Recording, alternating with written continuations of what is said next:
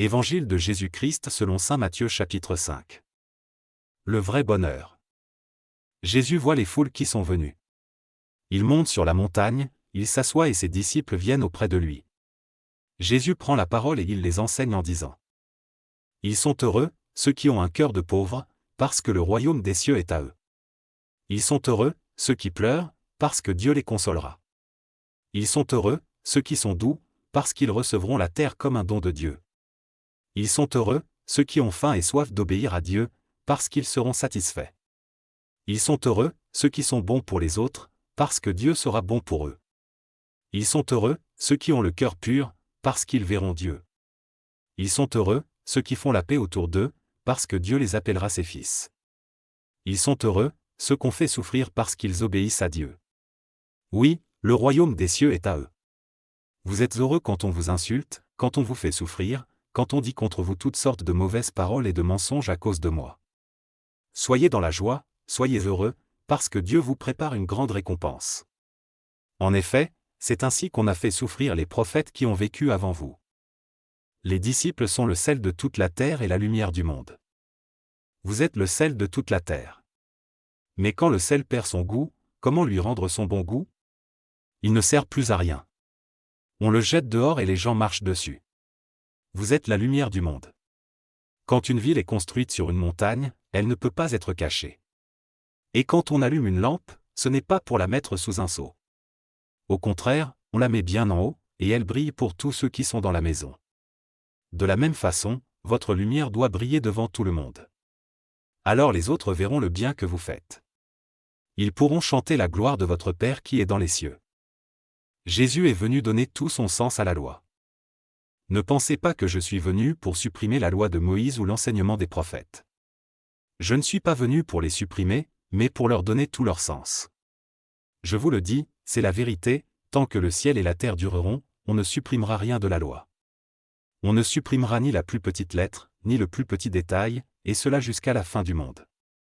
Supposons ceci, quelqu'un désobéit à un seul commandement, le plus petit de la loi, et il apprend aux autres à désobéir aussi. Eh bien, cette personne-là sera la plus petite dans le royaume des cieux. Mais si quelqu'un obéit à la loi et apprend aux autres à obéir aussi, cette personne-là sera importante dans le royaume des cieux. Oui, je vous le dis, obéissez à la loi mieux que les maîtres de la loi et que les pharisiens. Sinon, vous n'entrerez pas dans le royaume des cieux. Au sujet de la colère. Vous avez appris qu'on a dit à vos ancêtres, tu ne dois tuer personne. Celui qui tue quelqu'un, on l'amènera devant le juge. Mais moi, je vous dis, si quelqu'un se met en colère contre son frère ou sa sœur, on l'amènera devant le juge. Si quelqu'un dit à son frère ou à sa sœur, imbécile, on l'amènera devant le tribunal. Si quelqu'un insulte son frère ou sa sœur, cette personne mérite la terrible punition de Dieu. Donc supposons ceci, tu viens présenter ton offrande à Dieu sur l'autel. À ce moment-là, tu te souviens que ton frère ou ta sœur a quelque chose contre toi. Alors, laisse ton offrande à cet endroit, devant l'autel. Et va d'abord faire la paix avec ton frère ou ta sœur. Ensuite, reviens et présente ton offrande à Dieu. Quand tu es encore sur la route du tribunal avec ton adversaire, mets-toi vite d'accord avec lui. Sinon, il va te livrer au juge, le juge va te livrer à la police, et on va te jeter en prison. Je te le dis, c'est la vérité, tu ne sortiras pas de là si tu ne paies pas tout l'argent que tu dois. Au sujet de l'adultère. Vous avez appris qu'on a dit à nos ancêtres, ne commets pas d'adultère. Mais moi, je vous dis, celui qui regarde la femme d'un autre avec envie, celui-là, dans son cœur, a déjà couché avec cette femme. Si ton œil droit te fait tomber dans le péché, arrache-le, et jette-le loin de toi. Pour toi, il vaut mieux perdre une seule partie de ton corps. C'est mieux que de garder ton corps tout entier et d'être jeté dans le lieu de souffrance. Si ta main droite te fait tomber dans le péché, coupe-la, et jette-la loin de toi. Pour toi, il vaut mieux perdre une seule partie de ton corps. C'est mieux que de garder ton corps tout entier et d'aller dans le lieu de souffrance. Au sujet du renvoi des femmes. On a dit aussi, celui qui renvoie sa femme doit lui remettre une lettre de divorce. Mais moi, je vous dis, un homme ne doit pas renvoyer sa femme, sauf quand le mariage est contraire à la loi.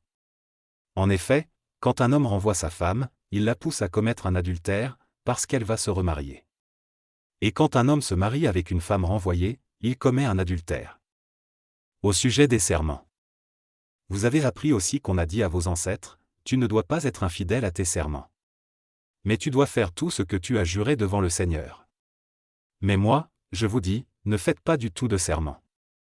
Ne jurez pas par le ciel, parce que c'est là que Dieu habite. Ne jurez pas par la terre, parce que c'est l'endroit où il pose ses pieds. Ne jurez pas par Jérusalem, parce que c'est la ville du grand roi. Et ne jure pas par ta tête, parce que tu ne peux pas rendre un seul cheveu de ta tête blanc ou noir. Dites simplement oui, non. Ce qu'on dit en plus vient de l'esprit du mal. Au sujet de la vengeance. Vous avez appris qu'on a dit, œil pour œil et dent pour dent. Mais moi, je vous dis, si quelqu'un vous fait du mal, ne vous vengez pas. Au contraire, si quelqu'un te frappe sur la joue droite, tends-lui aussi l'autre joue. Si quelqu'un veut te conduire au tribunal pour prendre ta chemise, laisse-lui aussi ton vêtement.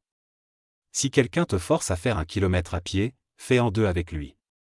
Quand on te demande quelque chose, donne-le. Quand on veut emprunter quelque chose, ne tourne pas le dos. Au sujet de l'amour des ennemis. Vous avez appris qu'on a dit, tu dois aimer ton prochain et détester ton ennemi.